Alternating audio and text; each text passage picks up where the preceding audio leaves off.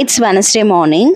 ரொம்ப நாள் ஆச்சு ஹேர் கட் பண்ணி. ஸோ ஏதாவது பண்ணலாம் அப்படின்னு சொல்லிட்டு யோசிச்சுட்டு இருக்கும்போது ஃப்ளாக்ஸ் சீடு வந்து வாங்கி ரொம்ப நாள் அப்படியே இருந்தது.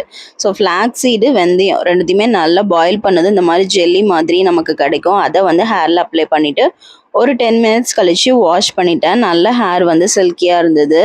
ஸோ கண்டிப்பாக இந்த டிப்பை வந்து ட்ரை பண்ணி பாருங்கள்.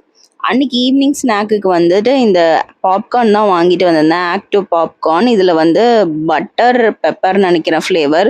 ஸோ அதுதான் வாங்கிட்டு வந்திருந்தேன். இதை வந்துட்டு குக்கரில் போட்டுட்டு குக்கரோட லிட்டை வந்துட்டு மாற்றி போடணும் அப்படின்னு சொல்லி போட்டிருந்தாங்க. நான் வந்து இந்த கடாய் லிட்டை வச்சே க்ளோஸ் பண்ணி வச்சுருந்தேன். நல்லா ஹை ஃப்ளேமில் ஒரு 2 மினிட்ஸ் வச்சதுமே நல்லா பாப் அவுட் ஆக ஆரம்பிச்சிருச்சு. ஒரு 2 மினிட்ஸில் எல்லாமே நல்லா பாப் அவுட் ஆகி இந்த மாதிரி கிடச்சிருச்சு. சூடாக பாப்கார்ன் சாப்பிடும் போது சூப்பராக இருந்தது. சிண்டுக்குமே பாப்கார்ன்னா ரொம்ப பிடிக்கும். அவளுமே காஃபிக்கு வந்து பாப்கார்ன் வச்சு தான் சாப்பிட்டுட்டு இருந்தா. ஸோ அன்றைக்கி ஈவினிங் வந்து அப்படி தான் போயிருந்தது. வீடியோ பிடிச்சிருந்தா லைக் பண்ணுங்கள். நாளைக்கு இன்னொரு வீடியோவில் மீட் பண்ணலாம். பாய்.